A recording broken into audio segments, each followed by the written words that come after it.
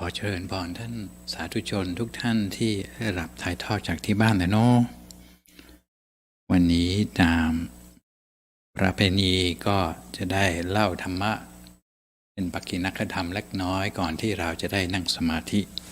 ในเย็นวันนี้ก็เคยมีสาธุชนของเราที่ชอบอธิษฐานให้เกิดในตระกูลมหาเศรษฐีทุกภพทุกชาติแต่คงจะไม่มีใครคิดได้ว่าจะสำเร็จ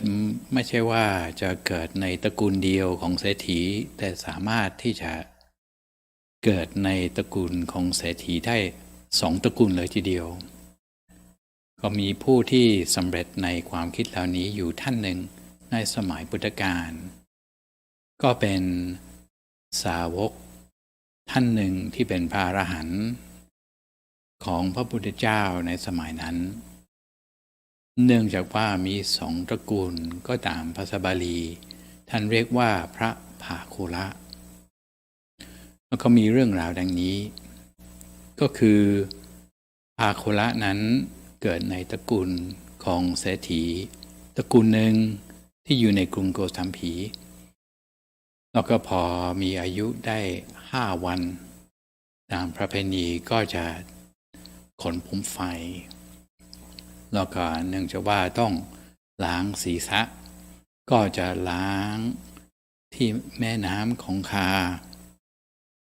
ในสมัยนั้นก็มีปลาตัวใหญ่ว่ายอยู่ใกล้ริมฝั่งของแม่น้ำพอเห็นมีพี่เลี้ยงกำลังจะอาบน้ำให้เด็กทารกนั้นทารกภาคุละก็นึกว่าเป็นอาหารก็เลยฮุบเข้าไปในท้องของปลาเลยแล้วก็ว่ายต่อไปตามแม่น้ำหลวงพี่ก็ได้ไปดูว่าได้ว่ายน้ำได้ไกลขนาดไหนเพราะว่าปกติแล้วใครไปอยู่ในท้องปลานี่แบบไม่ดีแน่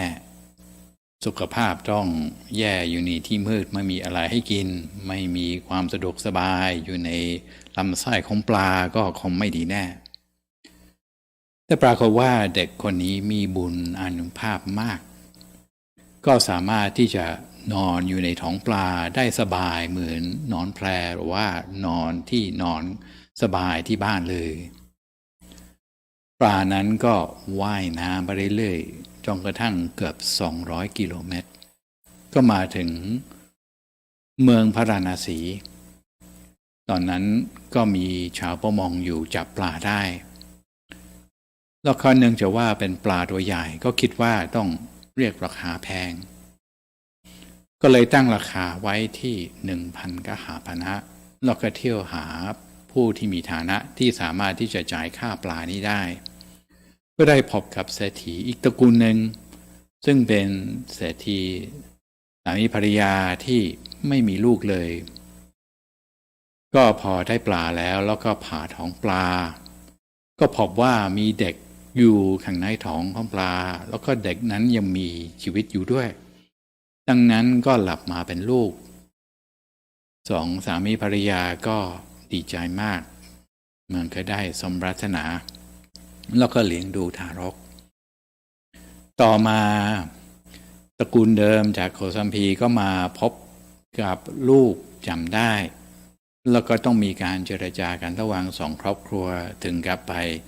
ยื่นฎีกาให้ครับพระเจ้าพาราณสีแทนที่จะยกว่าเป็นของสกุลนั้นหรือสกุลนี้พระเจ้าพาราณสีก็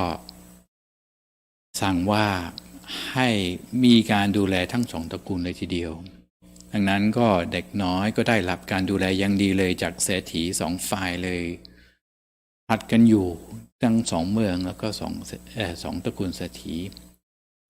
จนกระทั่งเป็นหนุ่มเลยในสมัยนั้นพระพุทธเจ้าได้มาเทศสอนในกรุงในเมืองพาราณสีแล้วก็มีหนุ่ม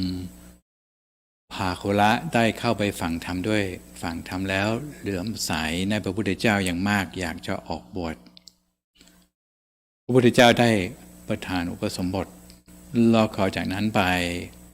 ให้วิปัสสนากรรมฐานให้ครับพระภาคละเอาไว้ฝึกก็ปรากฏว่าไปในเพียงเวลาอันสั้นพระภาคละก็ได้บรรลุอรหัตผลมีอภิญญาด้วยต่อมาก็คือพระภาคละเป็นผู้ที่มีความนิยมในการที่อยู่ธุดงค์พระสัมมาสัมพุทธเจ้าจึงยกย่องไว้ว่าเป็นผู้เลิศกว่าภิกษุทั้งหลายด้วยสองประการก็คือการอยู่ธุดงค์อารัญญกะแล้วก็การอยู่ธุดงค์ยังเนสัจฉิกังคะก็คือหนึ่งก็เป็นผู้ที่ชอบอยู่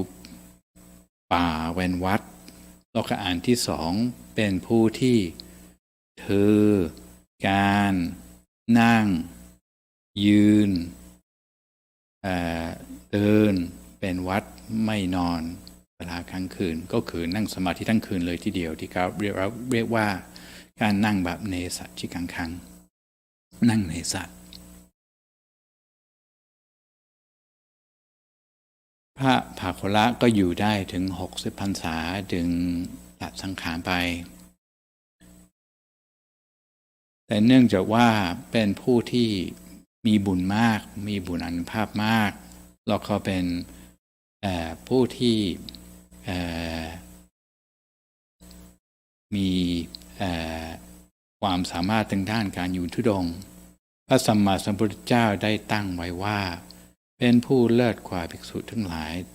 ในด้านการมีโรคอาพาธน้อย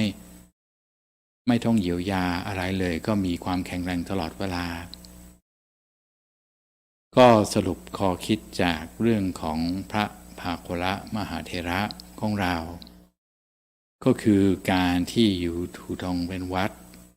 หรือแม้กระทั่งการที่เราอนุโมทนาครับพระที่เดินธุดงค์